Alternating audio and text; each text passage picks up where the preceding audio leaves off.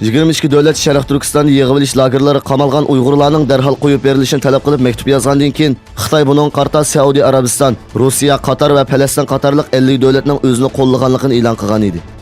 Bloombergning xabar qilishicha, Qatar o'tgan oyda BDTga maktub yozib, Xitoyning Uyg'ur siyosatini qo'llagan 50 davlatning tizimligidan rasmiy chekinib chiqqanligini, Xitoyning bostirishlari qarshi Uyg'urlarning yeni ekanligini e'lon qildi.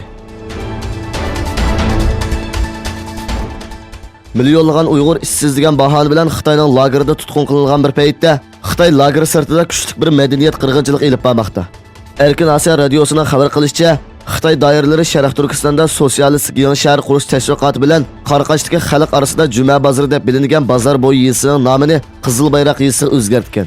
Sharqiy Turkistonda nomini oshkorlashni xohlamagan bir kishining bildirishicha, Xitoy Sharq Turkistonda bozor, yeza va ko'chalarning nomini o'zgartirish bilan birga madaniyat meroslarini o'zgartirishga urinmoqda. Bu vaqtda bayonot e'lon qilgan Sharq Turkiston informatsion markazining raisi Abdullah Qarqash apandi Xitoyning assimilyatsiya siyosatini qattiq tanqid qildi.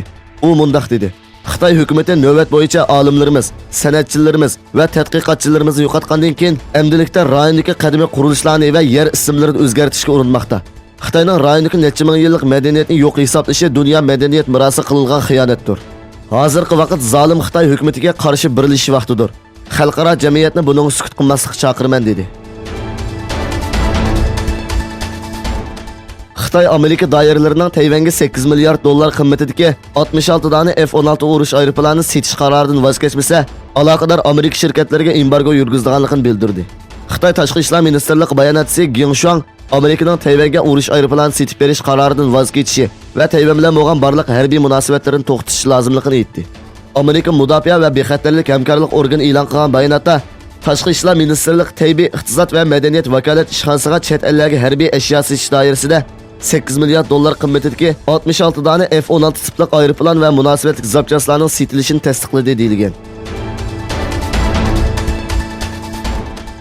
Hong Kongda Yuanlong metro bekatida o'tgan oyda yuz bergan zo'ravonlik voqealarini xotirlash uchun o'ltirish namoyish qilayotgan kishilar soqchilarning mudohalasiga uchirdi. Hong Kongda yuzlagan kishi 7-oyning 21-kuni Yuanlong metro bekatida namoyishchilar zo'rlik bilan mudofaa qilinganligiga qarshi namoyish qilish uchun metro stansiyasini ishg'ol qildi.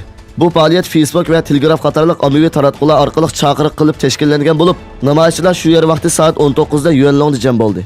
Namoyishchilar mustaqil Hong Kong, qaroqchi soqchi degandek shuarlarni to'ladi va metroning ba'zi yerlariga 21-iyuldagi voqeaga aloqador rasmlarni osdi va tomlarga norozilik ifodalaydigan so'zlarni yozdi. Amerika prezidenti Trump Fransiya va Germaniyaga tahdid soldi. Trump Amerikaning minglagan Daesh a'zosini qo'lga tushirganligini bildirdi. Ve Yevropa bu kishilarni qaytarib olishi lozim. Agar qabul qilmasa, Amerikaning bu kishilarni kelgan joylari qaytarib o'tishdan boshqa chorasi yo'q dedi.